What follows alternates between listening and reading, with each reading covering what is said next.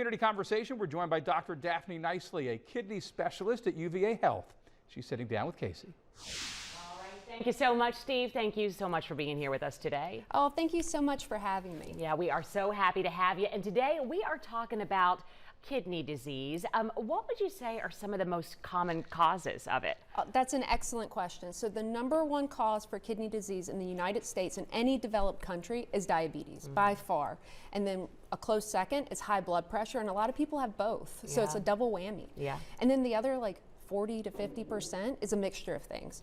So they can have anything like being obstructed, like not being able to get the urine out. So from stones, guys with prostate problems.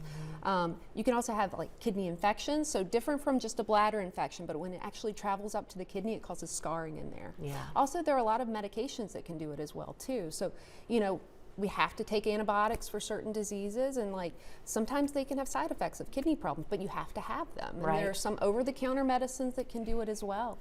And then also some chemotherapy medicines, and there's a lot of different things that can cause kidney problems. Yeah. So a number of things, but those are the big two. The big two. Yeah. What can people do to help prevent or maybe even reduce their risk for kidney disease? That is a great question. So it's really having a good lifestyle, right? So if you have diabetes, try and control it. If you have high blood pressure, try and control that. Exercise, take your medications. Know your medications is important as well.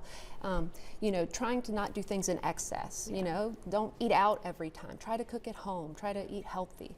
I think the important thing is really knowing your risk, because a lot of times you don't have any symptoms from kidney disease. You have to lose 90% kidney function before you ever have any symptoms. Wow. So you have to know your risk. If you have diabetes, you need to be screened. If you have high blood pressure, you need to be screened. Heart disease, you should be screened. Over the age of 60, taking certain medicines. Ever had any family history of kidney disease, you should be screened. Yeah. And screening is important because it's 2 tests. There's the blood test for creatinine, which is a kind of a marker that comes from muscles, and you only pee it out, so it goes up in the blood. The kidneys aren't working great. Yeah. And then that's used to calculate something called a glomerular filtration rate, which is just a fancy word for how well the kidneys filter blood. Yeah. And after that, you need the urine test. So we really look at the urine to see if there's any protein in the urine. Yeah. And there's a specific protein called albumin. It's kind of like you shouldn't have it in the urine. Right. And my analogy for that is, if you have a pasta and you're using a strainer and you're finding pasta in the sink or finding albumin in your urine, you know that something's wrong with the strainer or the kidneys aren't working great. Yeah. So if you have any of those kind of risk factors, you should really be screened. Yeah. And real quick before we go, are there any sort of symptoms that people might experience that they should go straight to the doctor if they're experiencing this? That's a great question. Really, it's hard to say. So if you actually start having symptoms from kidney disease, you might need dialysis, and we don't want people to get there.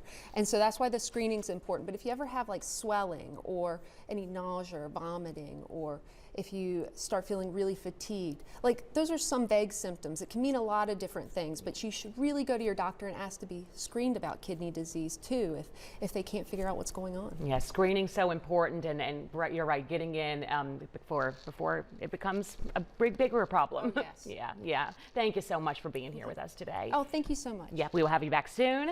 And Steve, back to you.